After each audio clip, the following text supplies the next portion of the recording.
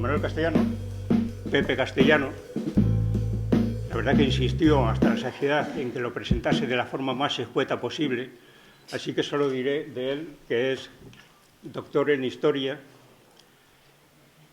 que cuenta con un amplio currículum como articulista de opinión y como investigador, y que sus trabajos han sido distinguidos con la Medalla por la Cultura Nacional Cubana, que es la máxima distinción que el gobierno cubano concede a un extranjero en el terreno cultural.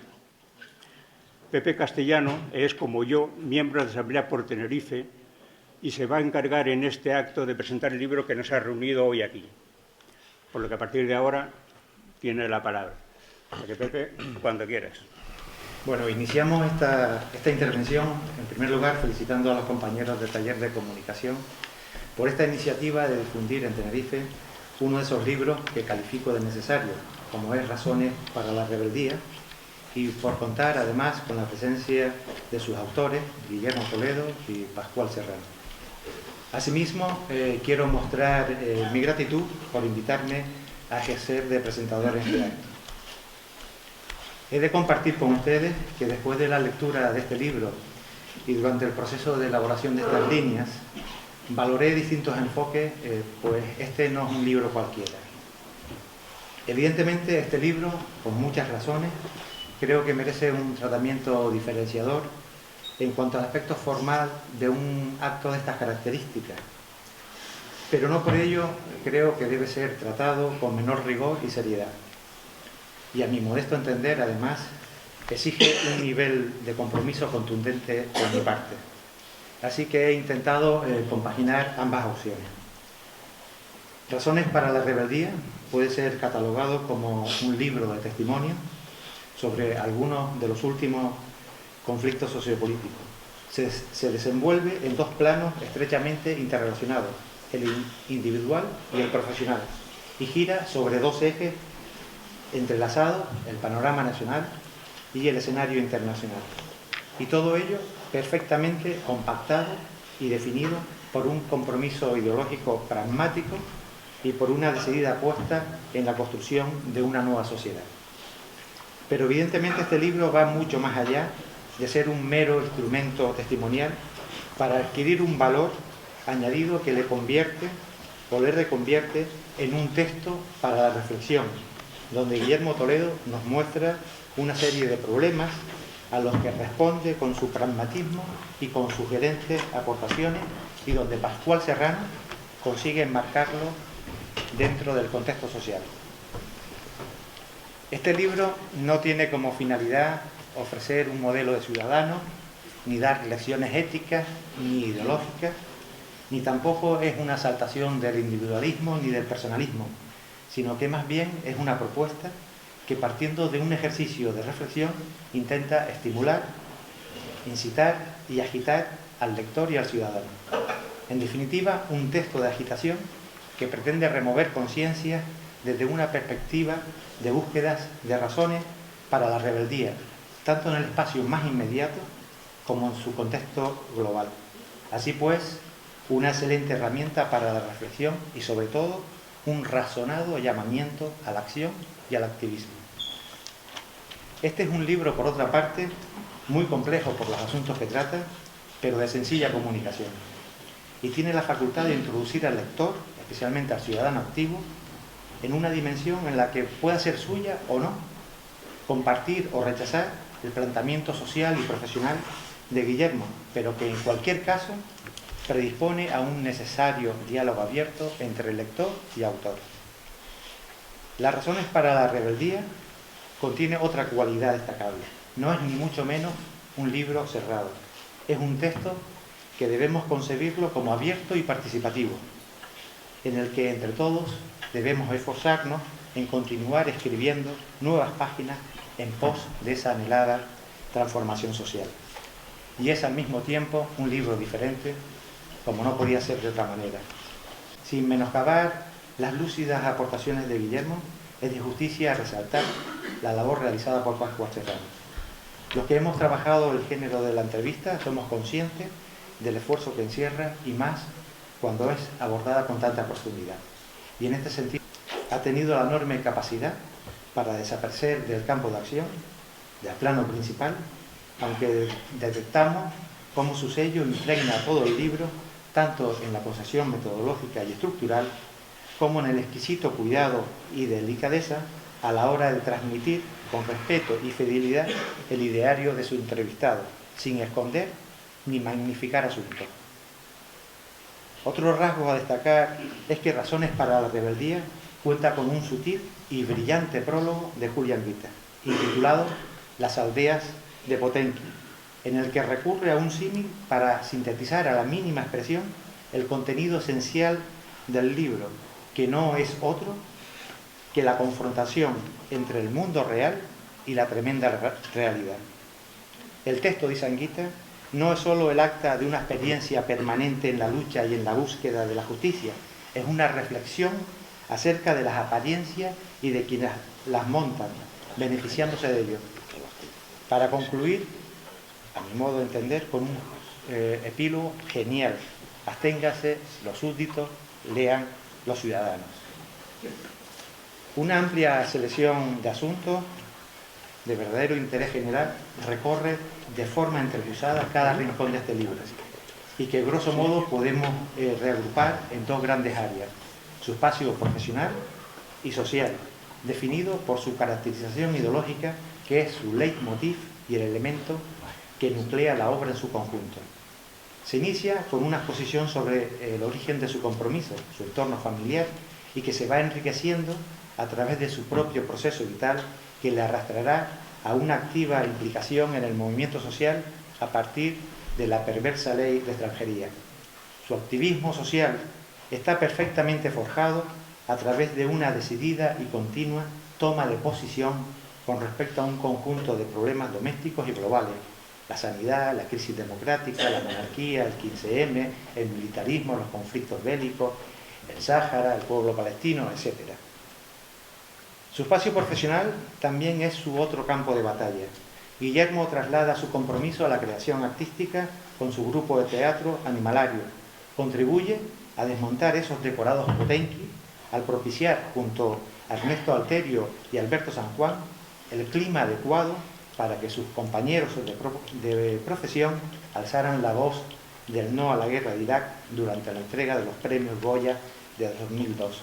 Se enfrenta abiertamente a la ley Sinde, denuncia los cambalaches de la Sociedad General de Autores, exterioriza el complejo mundo que se esconde detrás de las bambalinas y realiza interesantes reflexiones sobre el séptimo arte, la caja tonta, Internet, la cultura, etc. Sería conveniente detenernos en estos episodios intrahistóricos que son muy reveladores y que nos acercan un poco más a ese mundo real tras desmantelar los decorados de cartón piedra. Pero las limitaciones de este acto nos imposibilita abordar esas cuestiones ahora. Así que tendrán que esperar ustedes a leerse estas 141 páginas para descubrirlas. De todas formas, me gustaría realizar un comentario sobre otro aspecto planteado por Guillermo desde distintas perspectivas, como es el de los medios masivos de incomunicación, que han desplegado acciones represivas y manipuladoras sobre su persona y sus luchas. Un procedimiento muy habitual en las redacciones, como ha señalado ya Pascual en sus diversos trabajos, donde se engendran seres endemoniados para consolidar una corriente de opinión uniformada y descerebrada. Solo hay que repasar la prensa de este país, la de la derecha y la de la falsa izquierda, o los grandes entes televisivos que están en las mismas manos, para comprobar cómo han crucificado, desvirtualizado y ridiculizado a Guillermo Toledo en el terreno personal, profesional y social. Ataques con los que se pretenden desviar la atención del conflicto en el que él participa, utilizando al personaje como noticia central para banalizar y marginar el origen real del problema y, por lo tanto, relegar la información del mismo. Ante estas feroces agresiones, amigo Guillermo, sabes que no estás solo. Contigo y junto a ti hay una legión de ciudadanos y ciudadanas que comparten una sacrificada lucha social, muchos de ellos desde el anonimato y sin trascendencia pública ni mediática, y que, igual que tú, sufren los zarpazos del régimen en su mundo laboral, profesional, social, y que sus nombres forman parte de esas malditas listas negras por el simple hecho de defender sus idearios, por denunciar injusticias, corruptela, por señalar a los especuladores y por no aceptar un régimen antisocial y antidemocrático. Sí, antidemocrático, porque sabemos que la democracia es otra cosa bien distinta. Al inicio apuntábamos que el presentador de un libro de estas características no debe limitarse a trazar unos rasgos generales o realizar algún que otro comentario, sino como ciudadano tiene la obligación y el deber, por simple coherencia, de dar respuesta, y que por otra parte no hacemos otra cosa que retomar ese mensaje, esa invitación que tanto Toledo como Serrano intentan trasladar al lector, al ciudadano, con este libro. Así que, con el permiso de ustedes y con la mayor capacidad de síntesis posible, ya que no es nuestra intención exponer nuestras posibles razones para la rebeldía, aunque muchas de ellas evidentemente están contenidas en este libro, con brevedad decía, pero también con rotunda contundencia y claridad, me van a permitir compartir dos consideraciones y una observación para finalizar. Mi primera consideración es que debemos transitar sin más dilación por el camino de la insumisión y desobediencia social y civil. Y este pensamiento está fundamentado en la propia esencia de los valores democráticos. Porque cuando un gobierno legisla contra el pueblo, cuando destruye los principios de libertades, cuando recorta nuestros derechos, cuando fomenta desigualdades, etc., la sociedad tiene el sagrado deber de reaccionar, tiene la obligación de desobedecer, de sacudirse el yugo e instaurar su soberanía, o en palabras de Thomas Jefferson, derrocar ese gobierno y proveer nuevas salvaguardas para su futura seguridad. La segunda consideración es que ha llegado la hora de la verdad, como decía José Martí, y ha llegado la hora de actuar conjuntamente y mostrar nuestro compromiso radical contra un sistema corrupto, especulador y criminal. Mientras que nuestra observación, derivada de un estricto ejercicio de autocrítica, intenta llamar la atención sobre ese criterio que responsabiliza el origen de nuestros males exclusivamente a elementos y agentes externos. Y en este sentido debemos subrayar nuestra corresponsabilidad social en la situación actual, por nuestra complacencia social y organizativa.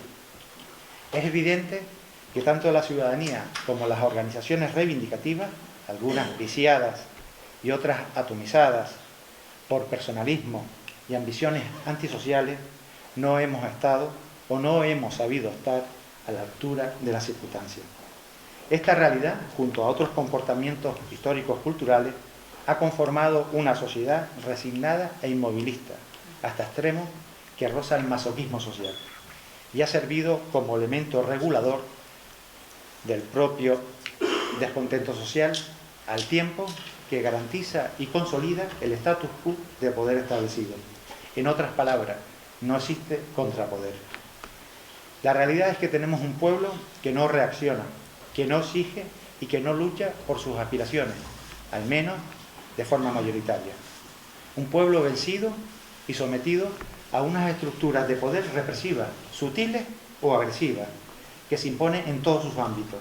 Un pueblo que soporta lo indecible, que costea una crisis generada por un grupo dominante, especulador y avaricioso, que en connivencia con el apoyo institucional de los representantes públicos se beneficia de este nuevo modo de explotación y se siente cada vez más fuerte y autoritario al incrementar considerablemente su poder tras redistribuir discriminaciones sociales y recortar cada día más libertades y derechos sociales.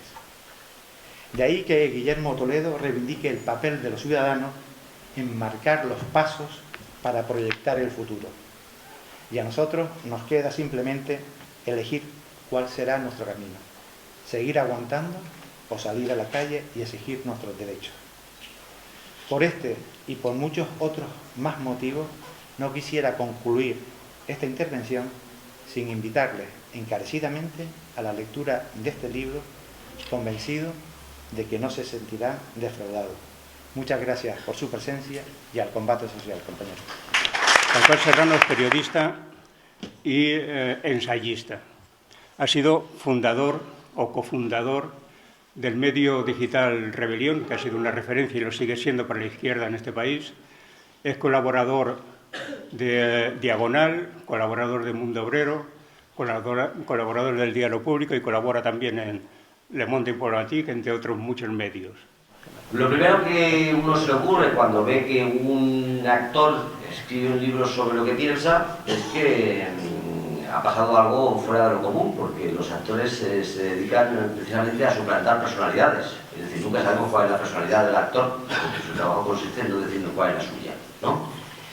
Bien, pues ya hemos avanzado algo. Es decir, ya estamos viendo un actor que ya no suplanta a nadie, sino que por primera vez es él, lo cual ya es una novedad. El libro se gesta a partir del convencimiento, que tenemos varios, yo mismo y sobre todo la editorial, que es la primera idea de poner más este libro, el convencimiento de que detrás del actor Willy Toledo pues había alguien con muchas ideas, con muchas posiciones, con muchas propuestas, con muchos valores, como yo suelo decir, sobre las diferentes cosas que suceden en el mundo. Además, los medios de comunicación siempre se han caracterizado por simplificar al máximo los contenidos. ¿Eso qué quiere decir? Que cuando Willy Toledo protagonizaba el altercado de turno, que es como lo diría la razón, ¿no? Diría la razón, pues nunca daba tiempo a saber más allá de 3 o 4 palabras de lo que él decía, ¿no? Porque o en la quinta Bono lo mandaba a la prisión, o a la cuarta le mandaba a la prisión, le mandaba a callarse el policía de turno, o le silenciaban el micrófono en otras circunstancias. Nunca podía... Veíamos más o menos, ¿no?, cuáles eran las causas y las banderas, pero no tenían la oportunidad de reflexionar y profundizar. Yo creo que es importante, ¿no? Es decir, que las luchas, las causas, las banderas, las cruzadas, no católicas, pero sí las cruzadas de lucha, necesitan una argumentación ideológica para convencer y para explicar y para razonar. Y evidentemente los medios de comunicación hace mucho tiempo que ya no sirven para esto. Probablemente el único formato era un libro donde se tuviese la oportunidad de extenderse y de argumentar todo eso. Es decir, superar ese activismo que se quedaba en titulares y convertirlo en una argumentación necesaria. El libro se elabora durante una semana que estamos juntos en un pueblecito de Albacete donde son mis padres, que se llama Fuenterrabía, donde en mi casa pues tenemos esas conversaciones de preguntas largas y tendidas y de charlas. Para mí, profesionalmente, fue un reto muy bonito. Bueno, aparte del entrañable personal de poder compartir de tantas ideas y ese trabajo con alguien a quien apreciaba y a quien tenía de tanta consideración como era Willy Toledo, y lo bien que nos lo pasamos esos días juntos en Albacete, había un reto personal muy bonito, que era poner en primera persona las reflexiones que alguien te hace de viva voz después de tus diferentes preguntas o interrogantes, ¿no? Hay un periodista que yo siempre he admirado mucho, que es Javier Ortiz, que hizo un libro, iba a decir similar, pero no tengo el mérito de decir similar, porque mi libro era mucho más elaborado, de alguien que tiene una larga trayectoria. Javier Ortiz hizo una biografía de Javier Arzayus, el presidente del PNV, que tenía ese método, es decir, unas preguntas y preguntas y preguntas durante mucho tiempo y al final hacer toda una biografía. Aquel libro me fascinó técnicamente y creo que la oportunidad de hacer algo similar con Willy pues, era una oportunidad que disfruté mucho. Además, ahora me estaba acordando que los días se desenvolvieron por los días previos de la flotilla. Recordaremos que estábamos preparando el libro y al mismo tiempo le estaba cuadrando la logística de la flotilla, hasta el punto que cuando se fue, se daba por hecho que las pruebas del texto las tenía que ver desde el barco en el que iba rumbo a Gaza, ¿no? ¿no? La verdad es que si hubiera pasado un incidente y no hubiera vuelto, pues hubiera sido una gran posibilidad de las últimas palabras de Willy, y hubiera avanzado un bajo, ¿no? Yo tenía que haber resuelto algo de los derechos, por el dedo, el otro, lo que eran para mí, pero no volvieron. Volvieron y perdimos una oportunidad, yo creo, publicitaria magnífica, ¿no? Pero bueno, no pierdo. Como seguro que vaya a una pasotilla, siempre tendremos la esperanza de poder sustentar las últimas palabras de Willy con éxito, ¿no? Otra de las cosas que descubrí durante esos días es que no había que preguntarle mucho para decir las cosas, sobre todo porque yo creo que estaba tan acostumbrado a que nunca le dejaba hablar que cuando veo que en algún sitio por primera vez en entrevista que me deja hablar, ¿no? Entonces era impresionante cómo a una determinada pregunta pues había un monólogo de 15 minutos que prácticamente convirtió mi trabajo en muy sencillo, muy fácil. Había que hacer poco, en todo caso había que unir algunas veces porque se retomaban temas anteriores y luego había que agruparlos, porque nuestro propio discurso de conversación se iba por derroteros diferentes de los que uno tenía previsto y luego evidentemente había que agruparlos de un modo un poquito más coherente. Creo que ha salido un libro de principios, es decir, un libro en el que Willy de Toledo, por primera vez, el actor Willy Toledo pues, representa a un tal Guillermo Toledo, ¿no? Creo que es la primera gran oportunidad de conocer al actor que nos está representando un papel. Es un libro que, como ya os imagináis o ha sugerido Pepe, pues representa toda una situación de acontecimientos o de agenda nacional, internacional, de cultura, sobre el cine, sobre los conflictos que en estos momentos está viviendo la sociedad española. Yo incluso diría que es una guía de ciudadanía, ¿no? Es decir, una guía de todo lo que deberíamos de tener una posición tomada, ¿no? Para coincidir con Willy o no, yo creo que hay que coincidir, pero en cualquier caso para saber que sobre todo esto tenemos que tener una postura firme y hecha, y si no, nunca seremos ciudadanos, como viene a insinuar Julio Anguita en la introducción. Voy terminando, una de las cosas que yo creo que más me emocionaron a lo largo del libro es descubrir el ser humano que había detrás del actor. Hay numerosas ocasiones en las que yo creo que resulta emotivo su discurso, ¿no? Como cuando le preguntan que por qué apoya determinado movimiento, que por qué apoya la autodeterminación del Sáhara, que por qué apoya al pueblo palestino, que por qué apoya la lucha contra la guerra en Irak, ¿no? Y él dice que no apoya esos movimientos, sino que forma parte de los movimientos, ¿no? Yo creo que ese es un principio inspirador fundamental, ¿no? El del famoso, entre comillas, que en un determinado momento sabe que su labor no es la de alguien que se presta para empujar determinada cosa, sino alguien que se entrega para incorporarse a determinada cosa, que es la diferencia, evidentemente, entre el famoso solidario y el ciudadano comprometido, que es el caso de Willy. Hay otros ejemplos más de frases y comentarios suyos que nos muestran la envergadura ética, moral y humana de Willy, que es cuando en algún momento empieza comentando que se ha dado cuenta de que donde él se encuentra mejor, donde es más feliz y donde está más a gusto, es con los compañeros que están luchando por un mundo mejor. Cuando percibe que él no quiere estar en las alfombras rojas de la presentación de una película, o en el cóctel o en el ágape de una inauguración o de una entrega de premios, sino que él quiere estar en la flotilla de la libertad con los que quieren luchar por los derechos humanos de Gaza. Él quiere estar con la gente que acampa en una plaza para protestar por determinado asunto. Él quiere estar con una bandera del Sáhara explicando, diciendo a los parlamentarios españoles lo que él piensa, y entonces se da cuenta de qué es lo que le enriquece como activista, como ser humano y culturalmente por las personas con las que va conociendo, ¿no? Y yo creo que eso también demuestra alguien que ha elegido, como también otra película decía, su lugar en el mundo, que es muy diferente de la frivolidad, la bohemia y la comodidad que muchas veces se asocia con un actor y que en el caso de Willy pues ha renunciado a todo, ¿no?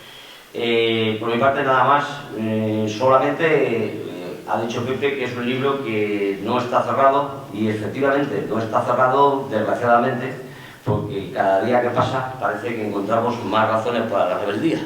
Entonces, seguro que mientras vamos encontrando más razones para la rebeldía, iremos también encontrando más mecanismos de levantamiento, de lucha, de organización y de apoyo mutuo para seguir avanzando. Mientras tanto, yo solo recomendaros, como no, el libro, recordaros que el libro lo que yo creo que nos enfrenta no es a un ensayo político elaborado de un analista, sino a algo muchas veces más valioso, es decir, al sentimiento, la emoción, la humanidad de alguien que ha encontrado su lugar en el mundo al lado de los seres humanos, al lado de los que sufren, como diría el Che, con cualquier persona que sufra en cualquier lugar del mundo. Bueno, Guillermo, o Willy Toledo, como se le conoce popularmente, ha participado en la serie de televisión Siete Vidas y en las películas de gran éxito El otro lado de la cama y Crimen Perfecto, entre otras muchas, lo que ha hecho de él una persona famosa, evidentemente. Como Belén Esteban. Pues más o menos. Vuelta a los pasos. Pero, sin embargo, al contrario de Belén Esteban, como dice él, Willy Toledo ha jugado un papel imprescindible en la histórica gala de los Goyas, que se convirtió en un alegato contra la guerra de Irak. Participó también en la protesta contra la ley de inmigración del gobierno Aznar. Estuvo un mes encerrado en una parroquia de Vallecas. Se embarcó en la flotilla de ayuda humanitaria a Gaza en 2011 y participó en las marchas por Andalucía con el Sindicato Andaluz de Trabajadores y en la extensión de la huelga del 14N y en otras muchas acciones. La última que yo sepa, la participación en una rueda de prensa en la que se exigía la liberación de Alfón, que por cierto ya, como todos sabemos, ya está en la calle, aunque pendiente, todavía está imputado y pendiente de juicio. Todo esto le convierte, aparte de una persona famosa, como decía antes, le convierte en un comprometido activista social. Los medios de comunicación de la derecha, que en este país, como sabemos, son casi todos, lo más suave que dicen de él es que se trata de un oportunista que solo busca protagonismo personal y acaparar portadas.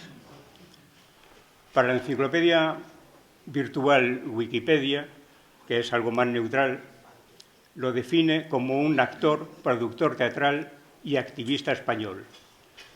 Yo invertiría esos términos después de leer su libro y creo que su principal característica es que es un activista social que hace cine y que hace teatro.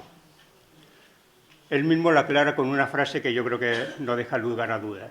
Dice, si tengo que escoger entre mi dignidad y mi profesión, escojo mi dignidad. Pues buenas tardes, noches.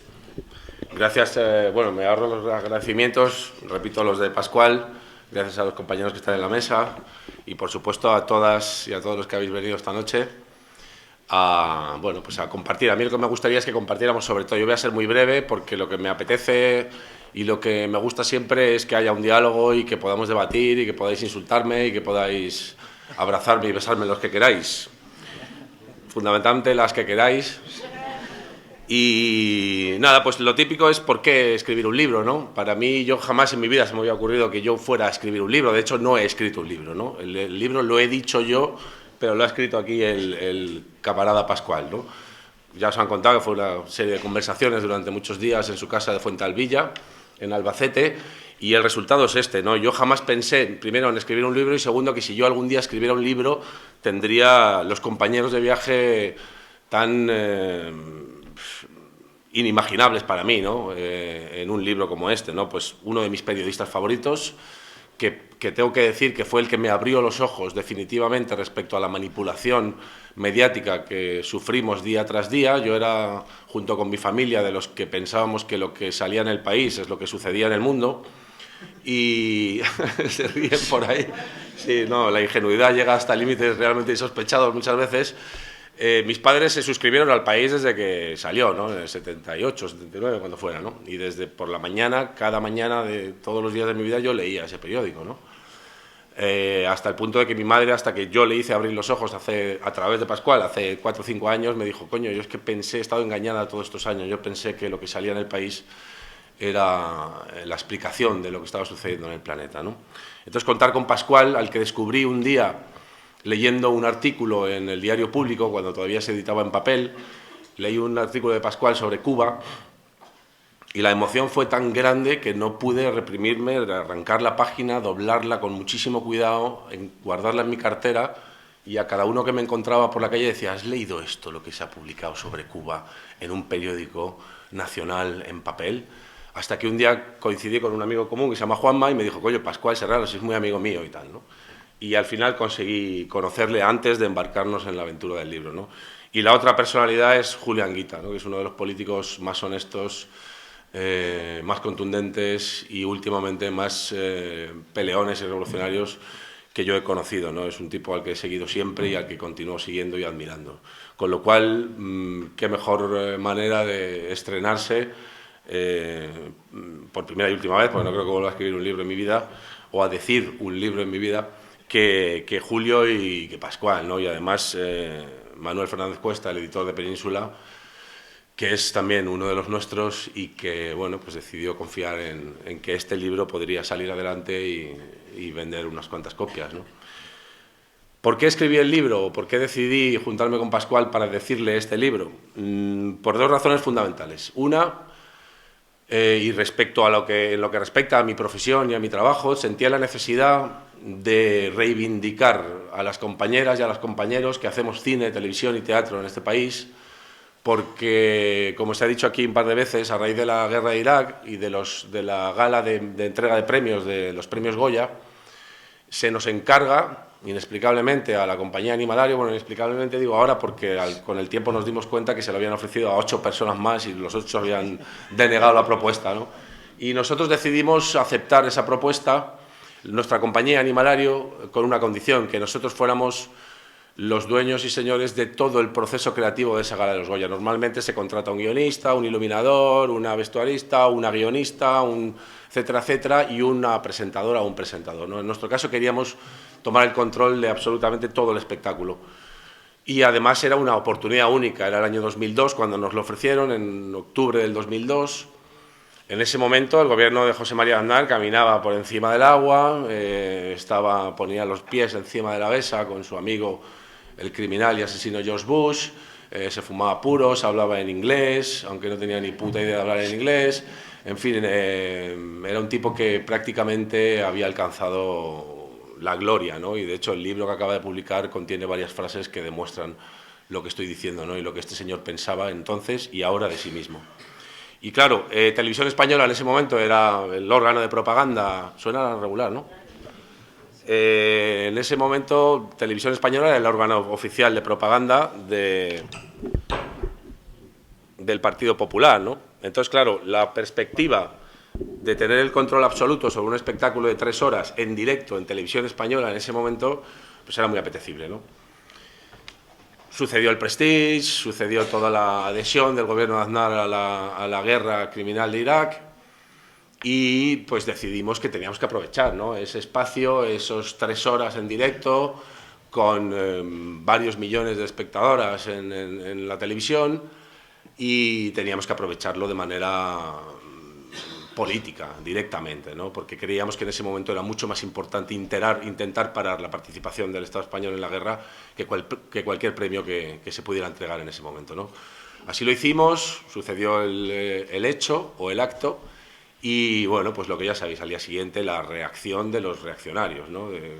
Siguiendo fielmente el papel para el que están diseñados, ¿no? Pues aquello fue una bomba mediática. Empezaron a insultarnos, a decir que habíamos manipulado, que no les habíamos entregado el guión, que toda la mentira, en fin, que cómo podíamos utilizar una entrega de premios para lanzar nuestras soflamas políticas, etcétera, etcétera. Y a partir de ese momento empieza una guerra mediática en contra del cine español fundamentalmente, ¿no? Y no solo de los medios de extrema derecha, Intereconomía, La Razón, ABC, Gaceta, etcétera, etcétera, Gaceta no existía entonces, sino también desde los medios de la presunta progresía, ¿no? O sea, los medios del Grupo Prisa. Una caza de brujas constante contra el cine español, en el caso del Grupo Prisa y del País, fundamentalmente venía de las críticas de los críticos cinematográficos respecto al cine español, donde se nos tachaba de alcantarilla inmunda, etcétera, etcétera, un montón de adjetivos bastante amables, fundamentalmente por nuestro posicionamiento político, ¿no? Porque nos atrevimos, por una vez, a posicionarnos políticamente en contra de un hecho que todos sabíamos cómo iba a terminar y que todos hemos visto cómo ha terminado, ¿no? 1,5 millones de muertos, un país absolutamente destrozado, 4 o 5 bases norteamericanas en el lugar y todo el Oriente Medio absolutamente desestabilizado para proteger los intereses de las grandes compañías multinacionales.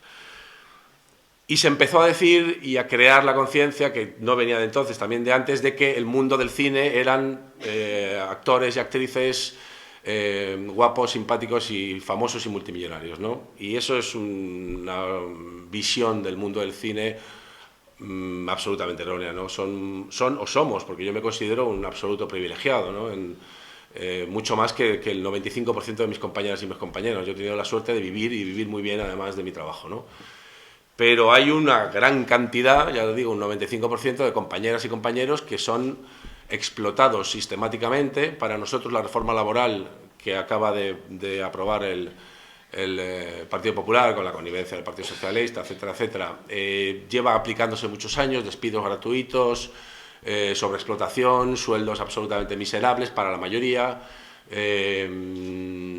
horarios absolutamente desorbitados, despidos gratuitos si venía un productor y no había un microfonista en la sala porque estaba haciendo pis, se le despedía, en fin, cantidad de explotación y de aberraciones laborales que yo he visto sufrir a compañeras y compañeros en el trabajo, ¿no?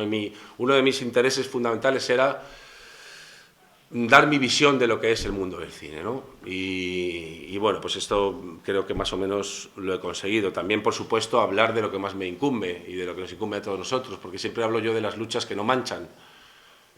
Prácticamente no manchaba luchar contra la guerra de Irak, ¿no? La ecología, en fin, hay un montón de luchas en las que nadie te va a señalar con el dedo por haber participado en ellas, ¿no? Pero hay muchas otras, fundamentalmente las que atañen a los intereses y los privilegios de uno mismo, que son contra las que hay que luchar también. Por ejemplo, la ley Sinde, que supuestamente era una ley redactada para proteger los derechos de las actrices, de los actores, músicos, etcétera, etcétera, y que sencillamente es una ley redactada en los Estados Unidos de América por 2 empresas multinacionales, controladas a su vez por las grandes multinacionales del entretenimiento, pues Sony Pictures, Warner Brothers, etcétera, etcétera, que llaman al gobierno del señor Zapatero y le dicen tenemos que terminar de una vez, supuestamente con la piratería, porque está creando muchos perjuicios económicos a nuestra industria. Y el gobierno español, como hace siempre, que le descuelga el teléfono el Pentágono o la Casa Blanca, se cuadran, dicen sí señor, ahora mismo vamos a implantar esta ley, ¿no? Y entonces buscan a alguien que esté dispuesto a dar la cara por esa ley Sinde, que es la señora ex ministra de Cultura Ángeles González Sinde, ¿no? Yo me opuse desde el principio porque, al contrario de la mayoría de mis compañeras y compañeros que estaban dispuestos a aceptar, y no solo a aceptar, sino a proteger y a promover la ley Sinde, prácticamente ninguno de ellos había leído la tal ley Sinde, ¿no? Yo me tomé la molestia de leerla y me di cuenta que básicamente lo que había ahí era un intento de proteger los privilegios y el negocio que durante tantos años las empresas de entretenimiento habían tenido y que ahora, con las nuevas tecnologías, veían que se les iban de las manos, ¿no? Entonces, eso por un lado. Y por otro lado, el hecho de que exista un comité, que nadie conocemos, sus nombres, elegido por nadie sabemos quién, probablemente, y pondría la mano al fuego, que elegidos por las grandes empresas multinacionales del entretenimiento, deciden qué páginas web y qué páginas web se cierran y qué páginas web no se cierran, ¿no? Y todo esto lleva a un elemento muy peligroso de fondo, en mi opinión, que es, bajo la excusa de la protección de la propiedad intelectual y los derechos de autor, tener la capacidad para, sin ningún tipo de transparencia, cerrar páginas que ideológica y políticamente les pudieran resultar incómodas a los poderosos, ¿no? bueno, eso es la ley Sinde, etcétera, etcétera, que se cuenta mucho en el libro, la SGAE, por ejemplo, que ha sido otro de mis objetivos primordiales desde hace muchos años. Antes les contaba que justo cuando el libro ya estaba listo, yo se lo pasé a un par de amigos míos, compañeros de profesión, me dijeron, estás loco lo que dices de la SGAE, tampoco es así la cosa, tampoco tienes pruebas, etcétera, etcétera. Bueno, pues al mes siguiente estaban todos presos, ¿no? Lo cual me ayudó bastante y me llenó de orgullo y satisfacción. No sabemos si van a pisar una celda, probablemente no. Para eso tenemos a Alfon y a otros muchos que se comen el marrón por ellos. Pero por lo menos se destapó el asunto, que la gran mayoría de la ciudadanía sabíamos de qué iba la cosa, pero por lo menos las compañeras y compañeros abrieron los ojos y dijeron, joder, pues es que nos estaban robando a nosotros también, ¿no? Y ahí es cuando les empezó a joder, no cuando les robaban a la ciudadanía, ¿no? La otra cosa fundamental por la que yo quise participar en este libro, pues fundamentalmente para dar mi opinión sobre el mundo, sobre la vida, sobre la política, sobre la organización social, etcétera, etcétera. ¿Por qué? Pues porque fundamentalmente creo y suscribo las palabras sobre el 15M, yo ya lo escuché antes, de lo llaman democracia y no lo es, ¿no? ¿Por qué creo que no es una democracia el sistema en el que estamos viviendo? Pues por muchas razones. Una de ellas, porque uno de los principios básicos de la democracia es la separación de poderes, ¿no? Es evidente que el poder judicial no es en absoluto independiente del poder jurídico, ¿no? Del poder político. Ahí está el reparto del Consejo General del Poder Judicial, ahí está el Fiscal General del Estado que dice en nombre del Gobierno lo que se investiga y lo que no se investiga. Ahí está la Audiencia Nacional, heredera del Tribunal de Orden Público, o sea, un tribunal especial de ideología fascista que se dedica básicamente a perseguir a los movimientos políticos que no les interesan y que ha sido denunciado en repetidas ocasiones y se ha instado al Estado español en abolir la Audiencia Nacional en repetidas ocasiones, cosa que no se hace, por supuesto, ni puñetero caso, porque tenemos un sistema penitenciario en el que se da la paradoja, en el que España es el país de la Unión Europea con mayor número de presos, alrededor de 70.000, cuando somos el segundo país de la Unión Europea donde menos delitos se cometen, ¿no? Tenemos un régimen especial que se llama FIES, el Fichero Interno de Internos de Especial Seguimiento, que es un régimen carcelario dentro de la cárcel, o sea, un doble castigo para quien ellos consideran oportuno. En el caso de Alfon, por ejemplo, se ha comido 2 meses de FIES sin comerlo ni beberlo por el simple hecho de ser de izquierdas, porque tenemos decenas y decenas de denuncias de múltiples organismos internacionales que denuncian al Estado español, primero, por mantener la doctrina Parot, que prácticamente condena a la cadena perpetua cada vez que al Estado español le apetezca, por las repetidas denuncias de miles y miles de detenidos en el Estado español, en comisarías de todos y cada uno de los cuerpos y fuerzas de seguridad del Estado por torturas y malos tratos, denuncias que jamás son investigadas por ni uno solo de los jueces que ejercen en este país, incluidos aquel gran adalid de la libertad y los derechos humanos, que es el señor Baltasar Garzón. No vivimos en una democracia porque aquí las órdenes las dan eso que llaman los mercados, que no son ni nada más ni nada menos que el señor Botín, el señor González, etcétera, etcétera, porque están desmantelando la educación, porque están desmantelando la salud pública. El otro día me daban un dato espeluznante que dice que en los hospitales de la Comunidad de Madrid, que ya llevan muchos años con la campaña de privatizaciones fundamentalmente, y lo primero que hicieron fue privatizar el servicio de limpieza de los hospitales en la Comunidad de Madrid, pues resulta que, claro, cuando tú le das la gestión a una empresa privada de los servicios de limpieza, su máxima es el beneficio económico, con lo cual en hospitales donde hacían falta 50 personas, el personal de limpieza, pues ellos contratan a 10, con lo cual la higiene y, por tanto, la salubridad del hospital y de los enfermos y las enfermas que están ingresados se resiente de tal manera que a día de hoy en los hospitales de la Comunidad de Madrid la primera causa de muerte es el hecho de haber sido ingresado en ese hospital. La primera causa de muerte en los hospitales madrileños es la privatización, consecuencia de la privatización. Mueren más por el hecho de haber sido ingresados que por el cáncer o cualquier otra enfermedad con la que hayan sido ingresados. Es decir, nos están matando sistemáticamente, poco a poco, sin que se note.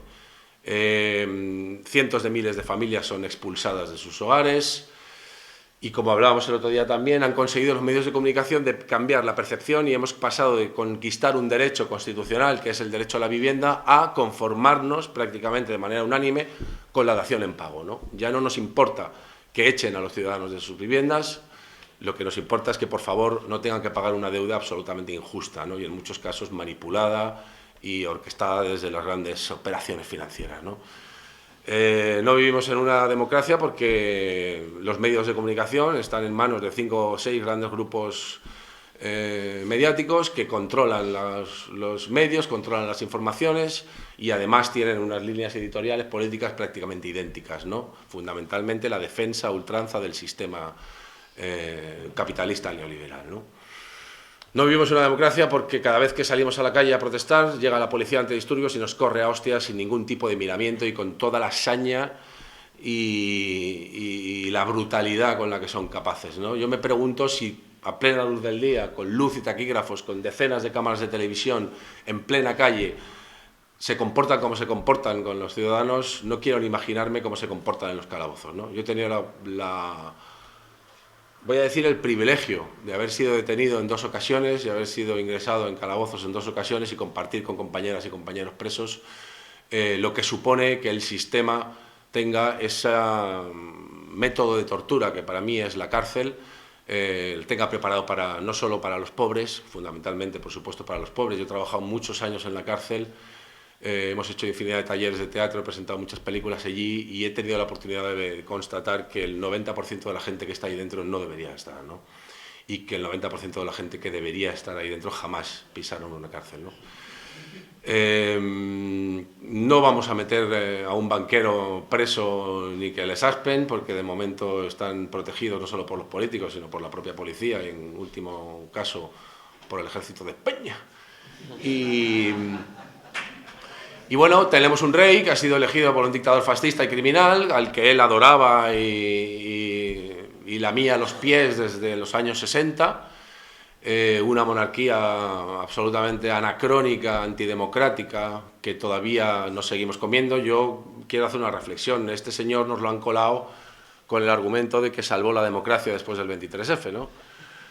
Espero que, como no hay argumentos para colarnos al señor Felipe de Borbón y a su esposa Leticia, tengamos el coraje y la valentía y la determinación de no permitir que se prolongue esta monarquía fascista ni un solo día más después de que muera el señor Borbón, ¿no? Que con lo hinchado que está y la cantidad de pimple que se mete para el cuerpo, pues espero que nos dure bien poquito, ¿no? Y está al caer, con lo cual vamos a estar preparados.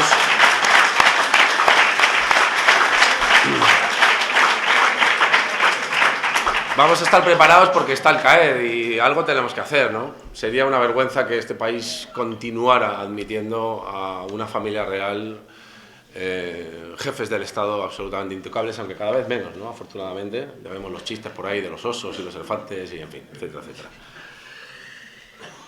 ¿Qué más os puedo contar? ¿Cómo vamos de tiempo? Bien, bien, porque disponemos de algo más de tiempo de lo que prevíamos en principio, o sea que si quieres puedes continuar. Bueno, yo creo que más o menos está casi todo repasado. Evidentemente hablo de Palestina y hablo fundamentalmente también de mis hermanas y hermanos saharauis, de la lucha junto a ellos, del aprendizaje del que he tenido el privilegio de compartir con el pueblo saharaui. He tenido la oportunidad de ir muchas veces a los campamentos, una vez a los territorios ocupados, y he tenido la oportunidad y el privilegio de compartir con Galia Jimmy, con Hassan Adouigi, con Aminetu Haidar, etcétera, etcétera, etcétera, con Sultana Haya, muchos días de pelea directa frente a frente contra la policía criminal y torturadora del Estado de Marruecos, en contra de lo que dicen muchas personas de que el Estado español mira para otro lado. Yo creo que no mira para otro lado, sino que colabora muy activamente con la represión y con las torturas y con la falta de derechos y de libertades civiles y políticas de las ciudadanas y los ciudadanos saharauis, no solo en los territorios ocupados, que por supuesto, sino también lo que supone de violación de los derechos humanos 37 años en los campamentos de refugiados.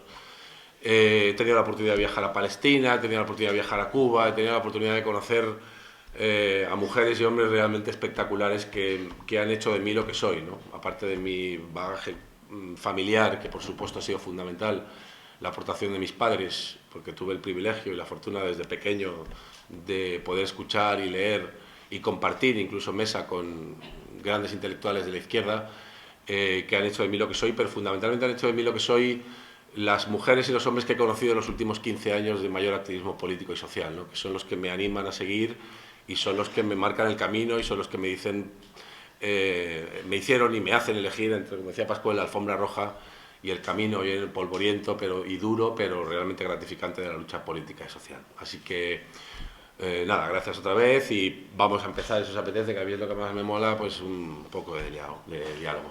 Gracias.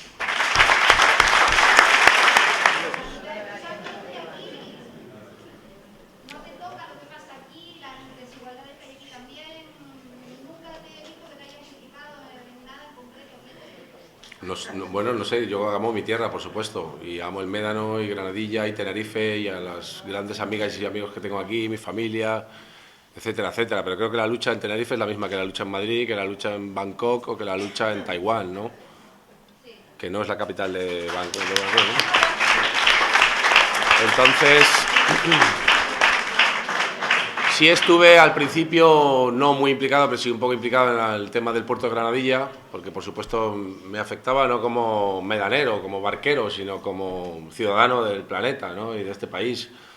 Entonces creo que sinceramente hay que circunscribir la lucha a Tenerife, y si no estás en Tenerife es que no amas a Tenerife o no estás implicado en la lucha o te desvinculaste de la isla. Yo he seguido viniendo a la isla todos los años, ¿no? Y he seguido teniendo contacto precisamente además con muchos y muchas activistas de la isla de Tenerife, en muchas otras luchas, a lo mejor fundamentalmente en la lucha a favor del pueblo saharaui y sus derechos, ¿no? Pero no, sí siento la tierra y no soy realmente, soy bastante desapegado, eso también tengo que decirlo, ¿no? No solo a la tierra, sino a la familia. Bueno, creo que una vez escuché que el desapego es una forma de libertad también, ¿no? Y precisamente por eso quizás soy un poco desapegado. Pero no, sí siento la lucha del pueblo canario, igual que siento la lucha del pueblo cubano, ¿no?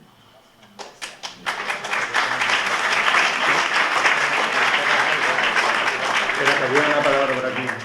Tú tenías la palabra, ¿no?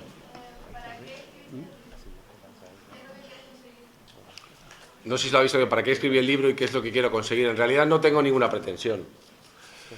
No había un objetivo claro de cara al público, de cara a la sociedad. Era más bien algo muy personal y egoísta, ¿no? Era la sensación de que, bueno, se me había ofrecido estar en este libro y bueno, me pareció una buena opción. Nunca lo había hecho, era un reto nuevo por el que nunca había pasado, algo que siempre me entusiasma y me emociona.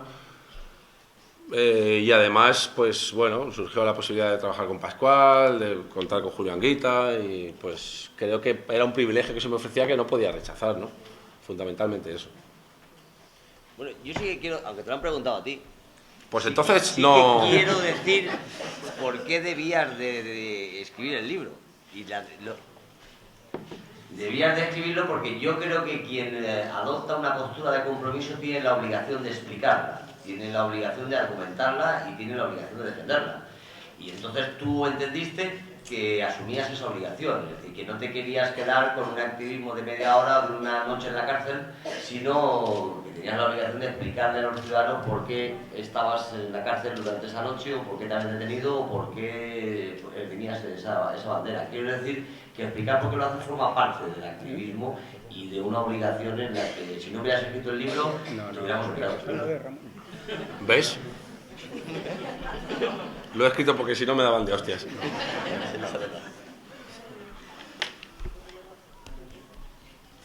¿Alguna palabra? Dice, coño, ¿y ahora qué, no? Bueno, ¿seremos capaces de gestionar la libertad, la autodeterminación, la justicia social? Yo creo que sí, ¿no?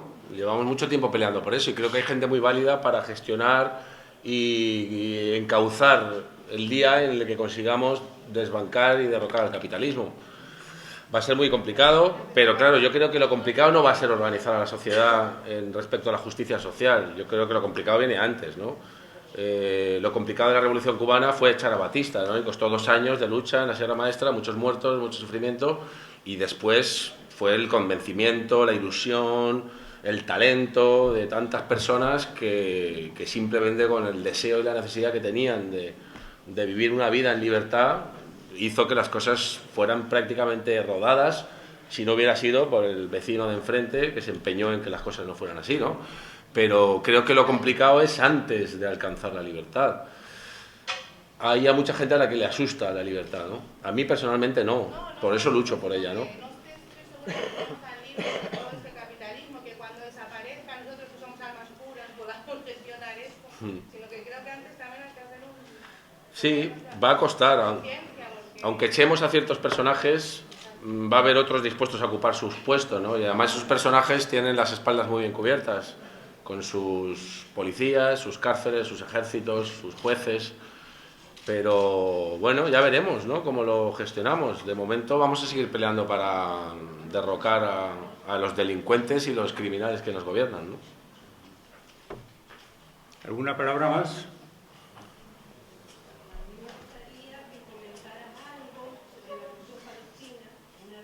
Lo vives en primera persona, aunque sea de manera absolutamente anecdótica y tangencial, como fue mi caso. Yo estuve un mes allí en Cisjordania y bueno, tuve la oportunidad de conocer a mucha gente y de vivir los checkpoints y de vivir el acoso y la humillación a la que pretenden someter al pueblo palestino diariamente. Y cuando vuelves de allí y vives esa experiencia, pues sí, probablemente se radicaliza tu postura, ¿no? Y te das cuenta de que lo que hay allí es un Estado nazi que está aplastando a un Estado, a un pueblo que estaba allí antes de que ellos llegaran y que tiene toda la legitimidad y todo el derecho a estar allí por el simple hecho de que llevan 2000 años viviendo allí, ¿no? Me di cuenta del valor que le echan los activistas y las activistas palestinas, fundamentalmente en poblaciones como en Hebrón, ¿no?, que están absolutamente ocupadas por el ejército israelí, hasta el punto de ver en mis propias carnes agresiones brutales, no solo de los soldados, sino de los colonos hacia la población palestina en Hebrón, ¿no? He visto cómo se mantenía a mujeres con bebés en sus brazos durante 45 o 50 minutos en los tornos por los que tienes que pasar en los checkpoints, por el simple hecho de que al soldadito que estaba allí de 17, 18 años le apetecía echarse unas risas con sus compañeros. He visto también el terror en las caras de los soldados israelíes, a los que desde pequeñitos les aleccionan con que cada uno de los palestinos que les rodean están no solo dispuestos, sino deseando asesinarles, ¿no?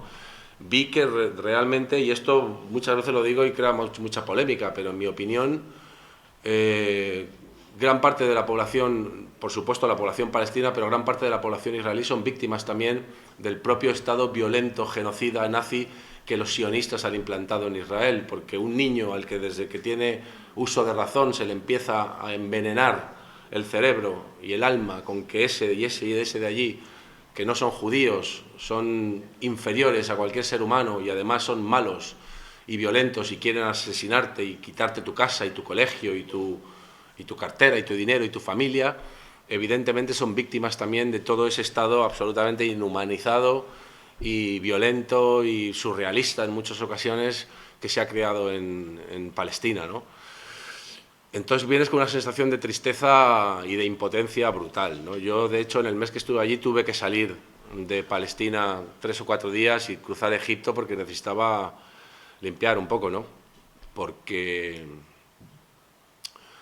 realmente lo que yo vi allí no pensé que pudiera suceder, ¿no? No pensé jamás, a pesar de todo lo que he leído, de todo lo que he visto, de todo lo que me han contado, no pensé jamás que vería esa brutalidad de unos seres humanos hacia otros, ¿no?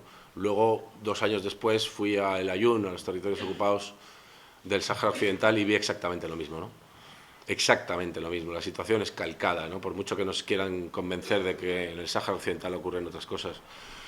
Volví con el convencimiento y la convicción de que, bueno, iba a estar junto al pueblo palestino en la medida de lo posible siempre que lo necesitaran, ¿no? Y a intentar contar lo que vi allí. Y esa es un poco la sensación que tuve en Palestina, ¿no? Y después de haber peleado mucho desde aquí, tuve la oportunidad de ir allí y desde luego estoy con ellos para siempre, ¿no? ¿Cuál crees que sería crees tú que sería el punto débil o el talón de Aquiles del sistema capitalista por el cual empezar el ataque? Porque yo he visto muchas y he visto muchos intentos, mucha intención y muchas Entonces, una vez que ya la gente está organizada, que yo creo que no sería difícil, porque de ahí va, ¿por dónde empezaría el ataque? Bueno, yo creo que estamos organizados, pero una mínima parte de la población.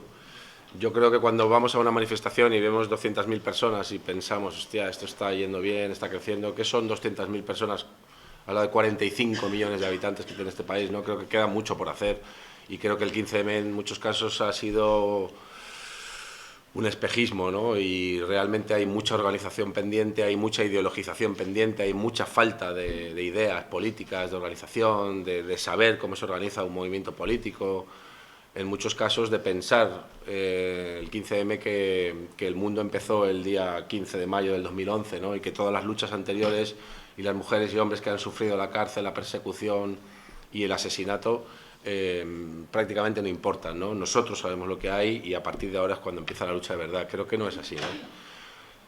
¿Qué es lo que le duele al capital? El capital, el dinero. ¿Dónde les podemos hacer daño? En la insumisión fiscal, porque de los impuestos nuestros es de donde sacan ellos el beneficio, ¿no?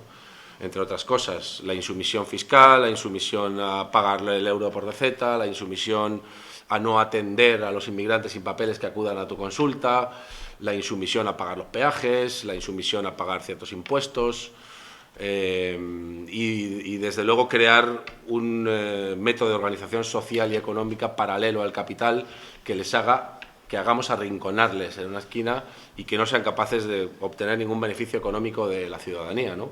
Crear otras redes alternativas de distribución, otras redes alternativas en la agricultura, en la industria, por supuesto ocupar las fábricas y autogestionarlas,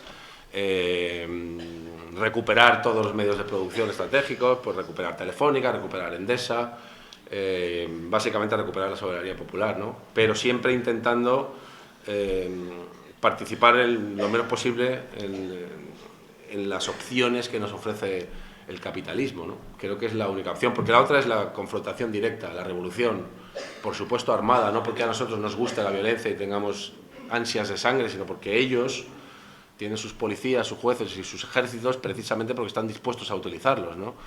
Y jamás se le ha regalado a la humanidad los progresos sociales, políticos y económicos que hemos conseguido, ¿no? Siempre ha tenido que ser mediante, desgraciadamente, y en la mayor parte de los casos, mediante la lucha armada, ¿no? Porque ellos están armados y están dispuestos a utilizarlas. Yo, de momento, no veo caldo de cultivo para eso y deseo que no llegue jamás, ¿no? Yo deseo que se alcance la revolución por otros métodos y creo que arrinconar al capital es el único que nos queda, ¿no? Porque, ya te digo, enfrentarnos a hostias con ellos tenemos las de perder.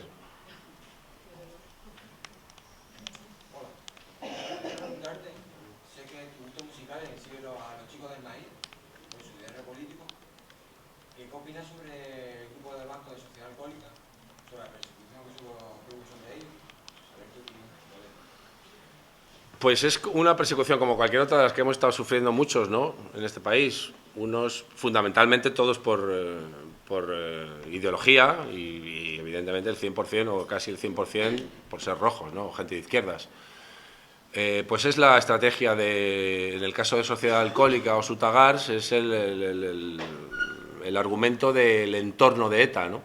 Todo es ETA, ¿no? Yo soy ETA también, ¿no? Para los medios de comunicación y hoy lo estamos viendo en todos los medios, ¿no? El hecho de apoyar una resolución definitiva del conflicto vasco mediante la exigencia de que se cumplan los derechos humanos básicos, no para los presos vascos, para todos los presos en este país, ¿no? Pues creo que tenemos que estar todos ahí, ¿no? Entonces, pues sí, ha habido una persecución contra la Sociedad Alcohólica, Sutagars, etcétera, etcétera, desde hace muchos años, ahora contra los chicos del maíz, antes contra la Polla Records, en fin, infinidad de grupos y bandas musicales de la izquierda a los que se les ha impedido directamente comer de su trabajo, ¿no? Ha habido decenas y decenas de ayuntamientos a los que llamaba la Asociación Manos Limpias o la Asociación de Víctimas del Terrorismo, la VT, etcétera, etcétera, que con una llamadita a un ayuntamiento no solo del Partido Popular, del Partido Socialista Obrero Español, en muchos casos, una llamadita de la VT era suficiente para anular un concierto de Sociedad Alcohólica, ¿no? Una prueba más y una muestra más de que no vivimos en una democracia y que la libertad de expresión es una entelequia, ¿no? O sea, una muestra más, en realidad, ¿no?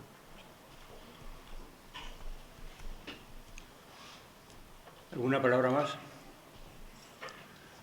Bueno, ya si no hay, yo sí que le quería preguntar algo más personal, que ya se lo comenté esta tarde, y es cómo puede aguantar Willy la presión de los medios de comunicación, el acoso, el intento de derribo y las barbaridades que están diciendo de él, ¿no?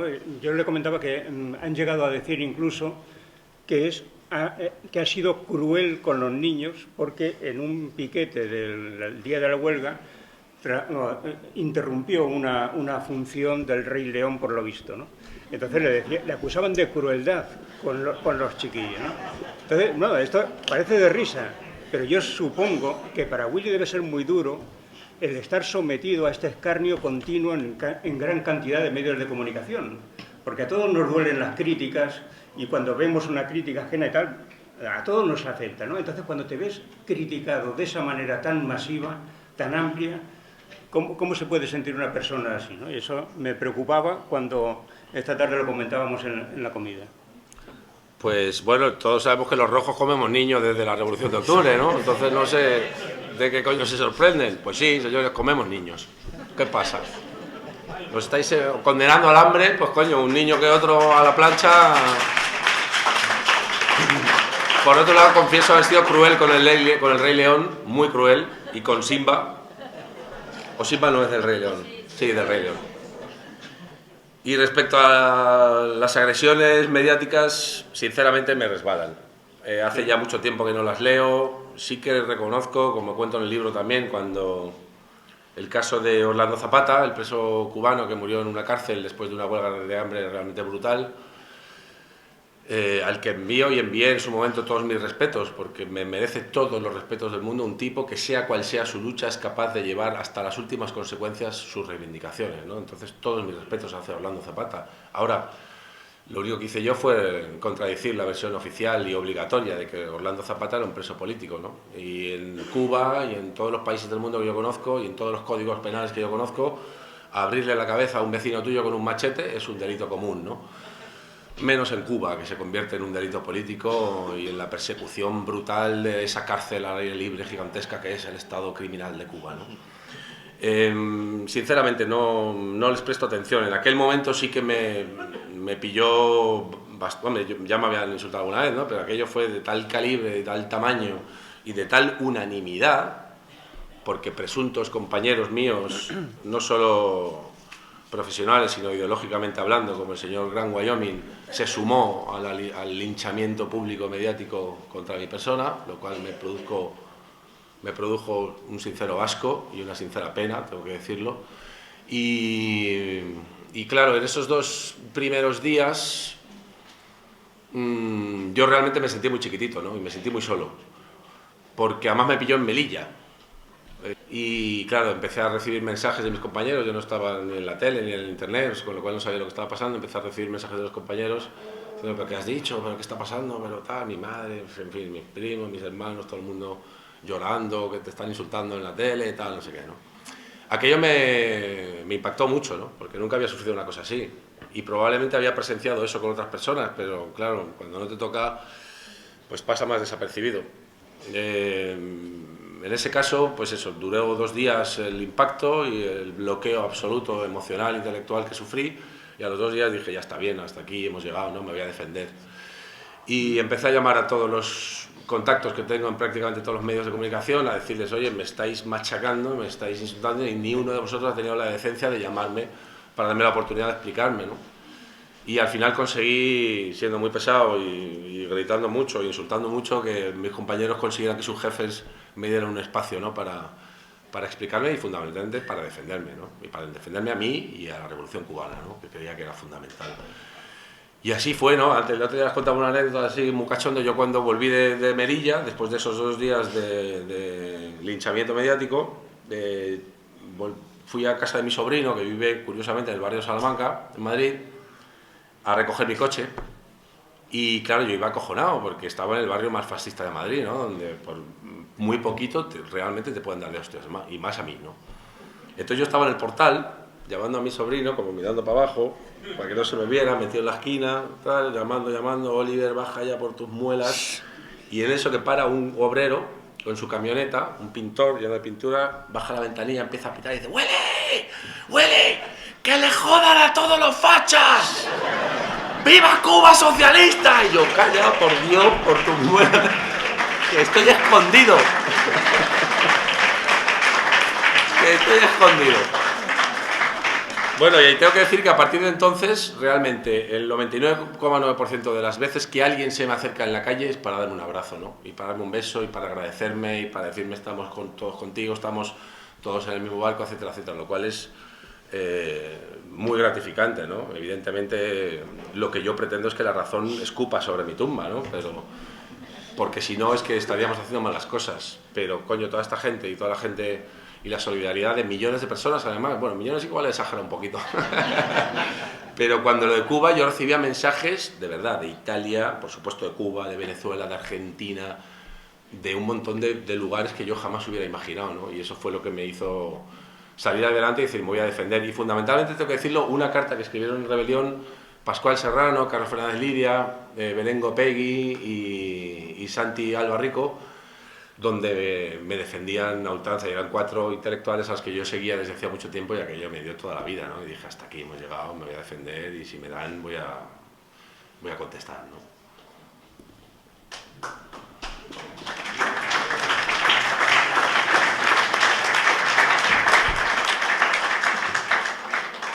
Además de los actos de rebeldía que han podido ustedes hacer en el gremio, ¿hay algún avance organizativo? ¿Se están cocinando algo? ¿Estás trabajando internamente en el sector? ¿Cómo se mueve la cosa? ¿Podemos tener una esperanza que por ahí también está no solo revelándose, sino organizándose para esta evolución que mencionaba? En mi sector en particular estamos trabajando mucho. Hace 2 años nosotros tenemos un sindicato de actrices y actores que se llama la Unión de Actores, que durante 30 años había estado controlado por gente afín al PSOE y a UGT, ¿no? O sea, lucha cero, ¿no? Y se basaba era un sindicato que empleaba la mayor parte de su tiempo y de su presupuesto en entregar unos premios anuales, ¿no? Con alfombra roja, con zona VIP, donde había afiliados que podían y otros afiliados que no podían entrar, zona de famoseo, etcétera, etcétera. O sea, realmente desesperante, ¿no? Un sindicato que tenía unos años de antigüedad y que podía tener mucha fuerza, estaba siendo dedicado a la nada, ¿no? Y conseguimos, sorpresivamente, hicimos una candidatura y sin que nadie lo esperáramos ni lo deseáramos, porque el mismo día del recuento de votación estábamos diciendo, por Dios, que no ganemos, que no ganemos, que no ganemos, ¿no? Y ganamos las elecciones, y desde hace 1 año y medio estamos haciendo un trabajo, creo que muy importante y muy valioso, en el sentido de juntar a todos los sectores de dentro del espectáculo. Nuestro objetivo final es crear un sindicato de trabajadoras y trabajadores del espectáculo, en el cine, en el circo, en la danza, en la televisión, en el teatro, etcétera, etcétera, ¿no? De momento hemos hecho grandes avances. Ya tenemos una coordinadora de trabajadoras y trabajadores del espectáculo, donde están guionistas, actrices y actores, dobladores de cine y televisión y figurantes, que es el último eslabón de la cadena dentro de la cadena de producción, ¿no? Que es uno de nuestros objetivos dentro del sindicato, defender los derechos de las figurantes y de los figurantes, ¿no? Porque son gente que trabajan 12, 13, 14 horas al día, tienen que pagarse el desplazamiento con su propio dinero, les dan de comer un bocadillo de mierda y una manzanita y una lata de Fanta, mientras el resto del equipo comemos calentito, a elegir entre 3 platos. Y además el 80% del dinero que las productoras pagan por ellos se lo llevan los intermediarios, ¿no? Las agencias. Entonces estamos haciendo ese trabajo de unir todos los sectores dentro del espectáculo para tener mucha más fuerza, ¿no? Porque creo que las reivindicaciones nuestras tienen que ir a la par que las reivindicaciones de los técnicos, fundamentalmente porque nosotros los actores tenemos muchos privilegios, y yo en mi caso he tenido siempre muy claro que tengo que utilizar esos privilegios para defender a mis compañeros que están mucho peor que yo, ¿no? Y eso es el trabajo que estamos haciendo ahora, intentar juntarnos todos. Y bueno, la prueba de que estamos cogiendo mucha fuerza fue, pues bueno, hicimos una ocupación simbólica de 24 horas el día de la huelga general, fuimos por primera vez un piquete del mundo del espectáculo a las puertas del Teatro Lope de Vega en Gran Vía, que era el único teatro de todo Madrid que no conseguimos cerrar, que se representaba el Rey León, y fuimos allí 1.500 personas a presionar para que no comenzara la función. Desgraciadamente, como nos entretuvimos comiendo niños, pues no pudimos pararla, ¿no? Y ese es el trabajo que estamos haciendo, ¿no? Y yo creo que yo estoy feliz porque me está dando muchas satisfacciones y creo que estamos consiguiendo muchas cosas. Ahora, es muy peliagudo porque es un mundo muy pequeñito, muy cerrado, todo el mundo se conoce y por supuesto todos los productores saben quiénes somos los malos, ¿no? Y a los malos ya sabemos lo que nos pasa. Y entonces, en mi caso, por ejemplo, muchos compañeros tienen el ejemplo mío de lo que no hay que hacer, y los productores dicen lo que no hay que hacer, ¿no? Porque os pasará lo mismo que le pasa a Willy, ¿no? Entonces es complicado porque claro, tú tienes que meterte directamente, tú si trabajas en la SEAT, pues el dueño no te conoce de nada, pero yo trabajo en películas y a los dueños de las productoras los conozco perfectamente, ellos me conocen a mí, con lo cual la caza de brujas se da con mucha más facilidad, ¿no? Y las listas negras, etcétera, etcétera. Entonces es un trabajo muy difícil, pero a mí me parece apasionante y hemos conseguido parar rodajes con el equipo que se ha plantado delante de los productores y creo que, bueno, que la cosa va bastante bien. Y creo que es un sector fundamental, creo, y sin tirarme flores, creo que la aportación de los actores en la guerra de Irak contra la guerra de Irak fue muy importante, ¿no? Y eso es lo que yo les digo siempre, coño, tenemos fuerza, tenemos mucha fuerza, porque somos muchos y además tenemos una fuerza mediática que no tienen los demás. Tenemos que aprovecharla, ¿no? Y tenemos que aprovecharla en nuestro beneficio, no en el beneficio de los actores y las actrices que somos famosos y tenemos que conservar nuestros privilegios, en beneficio del pueblo, ¿no?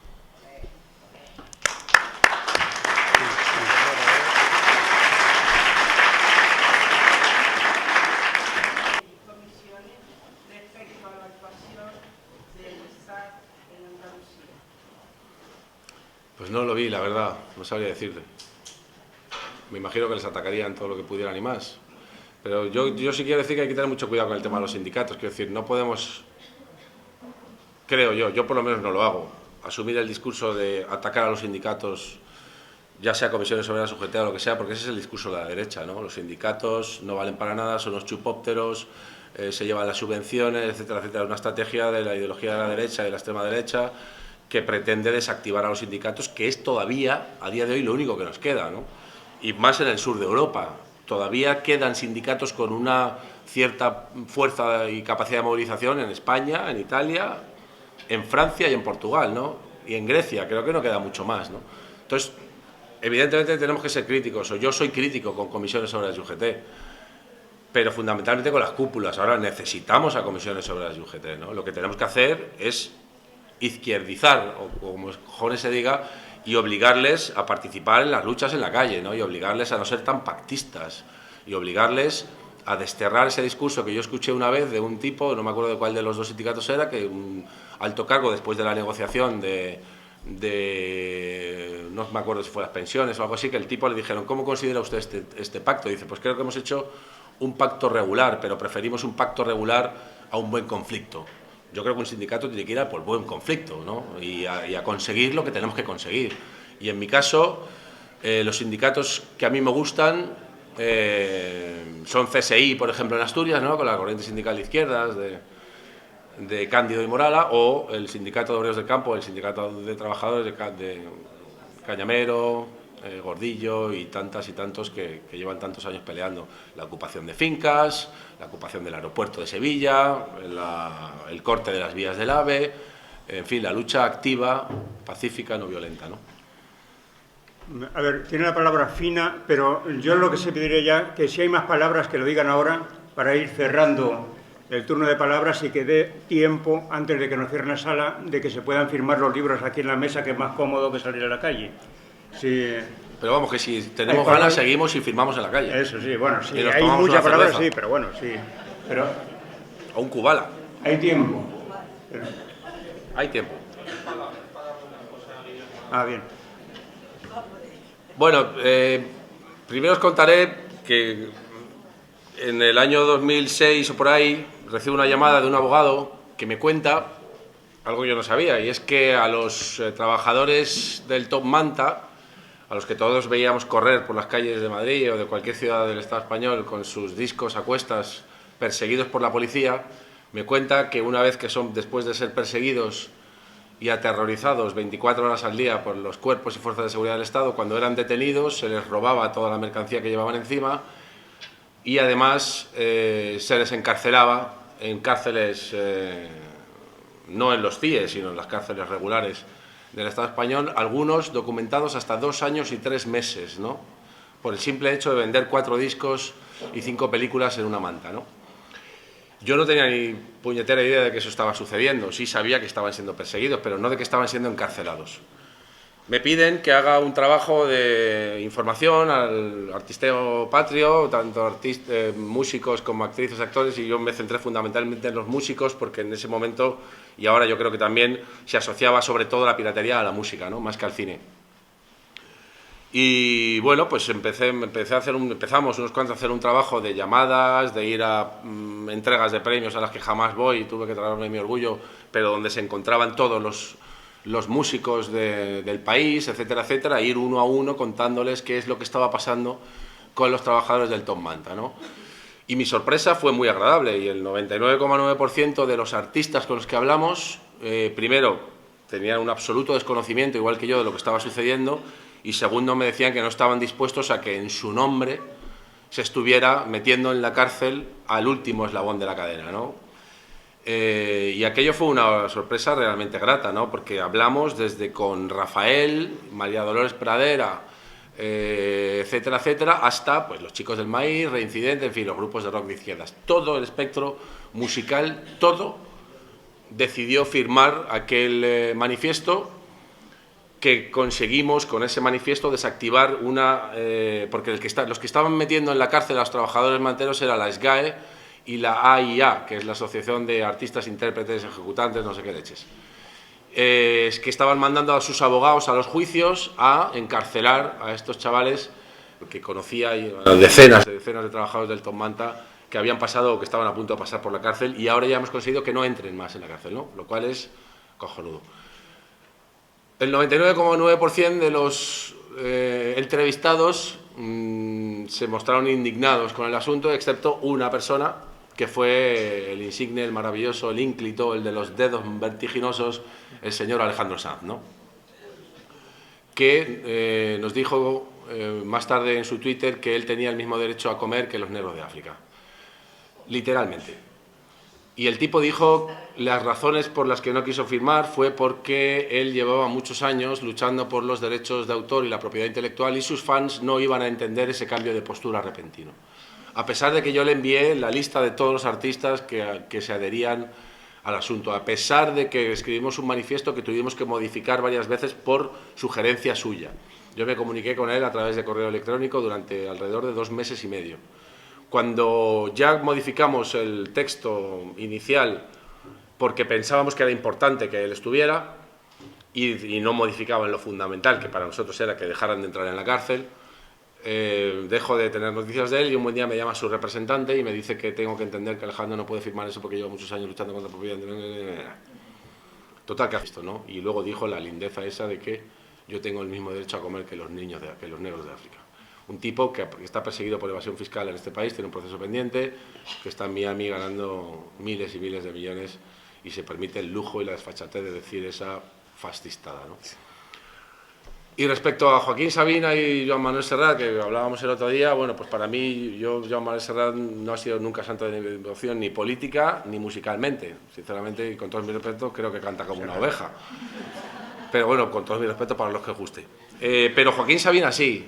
Joaquín Sabina tampoco es santo de mi devoción artísticamente, pero sí era un tipo que ideológicamente hace años, pues en el que yo creía que se podía confiar, ¿no? Pero evidentemente las últimas actuaciones, la última de todas, acudir a Tel Aviv a dar un concierto con Joan Manuel Serrat, a pesar de que el movimiento por el bloqueo cultural a Israel le llamó repetidas veces, yo también les llamé repetidas veces a Joaquín Sabina, no a Joan Manuel Serrat, al que no conozco, y hicieron oídos sordos. Afortunadamente Joan Manuel Serrat sí que accedió a reunirse con el grupo que intentaba explicarle cuáles eran las razones del bloqueo cultural a Israel, y entre otras muchas se argumentaba que el bloqueo cultural a la Sudáfrica del apartheid había sido fundamental, ¿no?, para terminar con ellos, el bloqueo cultural y por supuesto la participación de los soldados cubanos, a los que el propio Nelson Mandela agradeció su participación fundamental y decisiva en el derrocamiento del apartheid, ¿no? Esto lo meto porque siempre hay que meterlo. Y bueno, pues fueron a Tel Aviv, se les propuso, ya que ibais a Tel Aviv, ¿por qué no vais a Ramallah también y dais un concierto en Ramallah? Y bueno, pues así quedáis como unos señores, se negaron también a eso. Y bueno, pues el señor Sabina, por ejemplo, yo os contaba el otro día, ayer, que le escuché en una entrevista con Julia Otero y Joan Manuel Serrat presentando su gira. Le preguntó Julia Otero por sus declaraciones respecto a YPF, Repsol YPF, cuando estuvo en Buenos Aires, que qué pensaba. Y el tipo, como ya camina por encima del agua también, ya se cree intocable, dijo textualmente: yo sobre YPF tengo una opinión en Buenos Aires y otra en Madrid, ¿no? Así de claro, así de hipócrita, así de cínico. Y pues esa es la onda un poquito de estos caballeros, ¿no? Me preguntan, ¿qué hay que hacer? Y yo creo que no hay nada que hacer, ¿no? Están perdidos para la causa, absolutamente, ¿no? Desde eso hasta tener una entrevista con un fascista que se llama Jaime Bailey, un periodista peruano, de compadreo absoluto, ¿no? Como si yo voy a una entrevista con Jiménez Los Santos y estoy de compadreo con él, me tomo mis rones y me doy mis palmaditas en la espalda y qué cojonudos somos y qué enrollados y nos ponemos de cocaína hasta el culo y lo decimos y me parece muy bien porque soy muy moderno. Y le preguntan en un momento dado qué opina de Chávez y él dice que es que Chávez es indefendible, ¿no? Entonces, con ese tipo de posturas absolutamente interesadas, ¿no? Porque a mí cuando me ocurrió lo de Orlando Zapata, me llamó Joaquín Sabina, me dejó un mensaje, porque yo no pude hablar con él, me decía: Willy, me cago en la puta, estoy mosqueado porque no me gusta que insulten a mis amigos y mucho menos si piensan exactamente igual que yo, toda mi solidaridad, tal cual, ¿no? Bueno, pues una semana antes de ir Joaquín Sabina a dar un concierto en Miami, me imagino que por el terror y el pavor que le daría encontrarse a la gusanera en la puerta, pidió un 15M para Cuba, ¿no? Entonces, todo este tipo de cosas tan cínicas, hipócritas, interesadas, hacen que yo les haya perdido el respeto absolutamente a los dos. Y esa es la cosa un poco. ¿Alguna intervención más?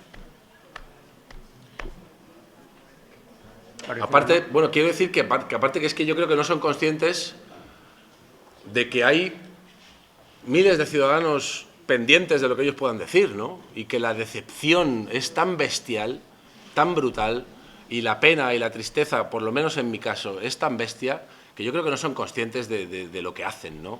Son gente que ya no necesita ganar más dinero, gente que ya tiene su lugar en el mundo, que nadie les va a boicotear, que...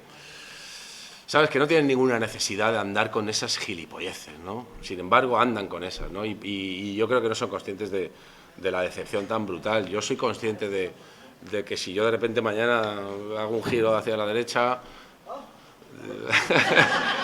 pues va a haber mucha gente que se va a sentir decepcionada, ¿no? Y eso hay que cuidarlo, yo creo que hay que cuidar a la gente, ¿no? Y fundamentalmente a ti mismo, ¿no? ¿Cómo te puedes ir a dormir diciendo yo tengo una opinión sobre YPF en Buenos Aires y otra en Madrid? ¿Cómo te puedes ir a dormir tranquilo con eso, no? Pero sí lo saben. ¿Eh? Sí lo saben. De hecho, se hizo un concierto en Colombia, promovido por José, Alejandro Sanz, etc. En el momento más álgido de tensiones entre Colombia y Venezuela. Acto político, no fue acto cultural. Sí, probablemente lo saben, ¿no? Pero miran a su cartera más que al frente, a la gente, ¿no? A ver. Habla más alto, por favor, que no te oigo. Estoy contigo y te sigo y me gusta mucho todo lo que haces. Es más, te conozco de la Churi de Madrid y me gusta mucho tu actitud. Pero esto que estás diciendo sobre Joaquín Sabina, y a lo mejor porque soy vieja o bueno, mayor, y los he conocido en una época donde fueron muy importantes para mucha gente en este país y nos ayudaron mucho a conseguir muchas cosas y estuvieron codo con codo con nosotros en la calle y éramos muchos más que dos, pues me da un poco de pena oírte decir eso. Creo que podía ser un poco más transigente, o por lo menos no es necesario que mires para otro lado, puedes mirar de frente perfectamente porque te lo mereces, pero déjalos a ellos también que puedan descansar un poco. Yo creo que te debería dar pena su actitud, no que yo la muestre públicamente, ¿no? Claro que me da pena su actitud, me da pena, por eso, como siento que mucha de mi gente ha hecho eso, me da mucha pena, pero no creo que sea bueno, que aporte nada, no creo que sea bueno, que aporte nada, decirlo ni siquiera públicamente. Yo no estoy de acuerdo. La gente lo sabrá, la gente lo conoce, la gente sabe cuáles son las declaraciones que hace. Mira, a mí me recuerda eso, por ejemplo...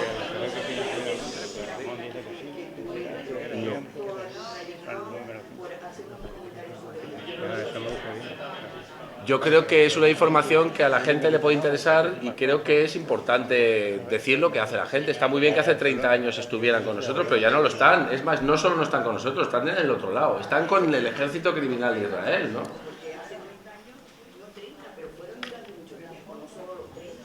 A mí me recuerda esto, mira, voy a contaros una anécdota también. Yo fui, cuando estaba en Melilla, en ese famoso momento, un periódico me hizo una entrevista y me preguntó lo típico cuando vas a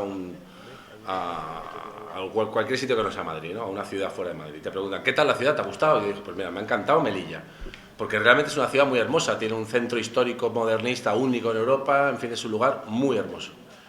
Pero también he visto, caminando con la gente con la que me trajo aquí al festival, de repente caminando por un parque he visto un muro brutal de 5 metros de altura, con vallas electrificadas, con alambres de espino, con cámaras, con policías, y a mí pues me ha dado mucho miedo y mucha pena, y me ha recordado a un muro que vi hace unos meses en Israel, ¿no? Pues al día siguiente se montó un escándalo mediático en Melilla del copón hasta el punto de que Juan José Imbroda, el presidente de la ciudad autónoma de Melilla, pidió que se me declarara ciudadano non grato. Y digo yo, pero no nos tendremos que indignar por el muro, no porque llegue alguien y le diga, he visto un muro, ¿no? Entonces, indignémonos, creo yo, por su actitud, no porque yo diga que su actitud es esta, porque no me lo estoy inventando. Quiero decir, ellos han dicho eso, ellos han tomado esa postura. Y yo creo que hay que criticarles, precisamente porque un día estuvieron con nosotros. Yo, sobre Emilio Botín, lo único que tengo que decir es que es un delincuente, pero ya lo sabemos. Pero creo que cuando ocurren estas cosas, la decepción es tan brutal para muchos millones de personas, y a mí personalmente no me afecta, pero al pueblo palestino sí. Y al pueblo venezolano también, y al pueblo cubano también, que se han dejado la vida por conseguir unos avances sociales y políticos espectaculares para que ahora vengan estos tipos que están aquí ganando millones y millones y millones y decidan, ¿sabes?, hablar en contra de todos estos procesos que se han introducido, ¿no? Creo que lo triste es que ellos sean así, no que yo lo denuncie. Me da la sensación,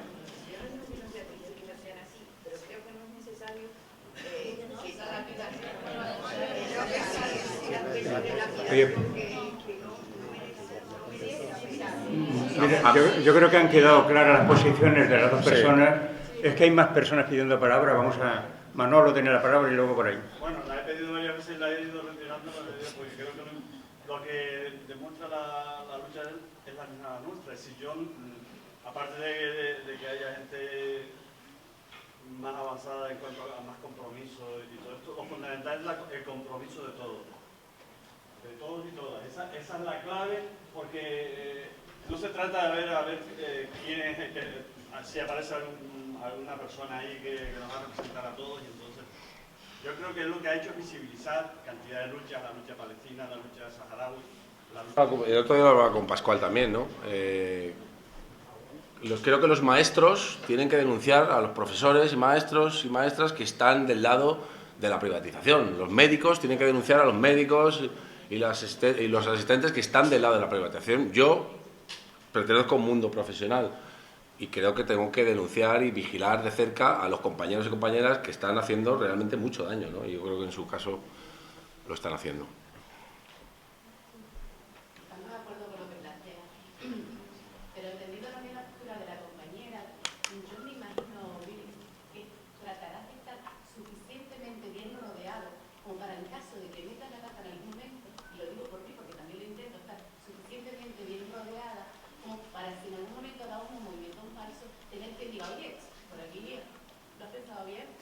En ese sentido entiendo lo que quiere decir la compañera, y entiendo que por eso debemos estar bien rodeados para protegernos de que en el momento en que nos equivoquemos o demos un giro hacia la derecha, tengamos a los compañeros y compañeras que nos digan, para tu momento, ¿no?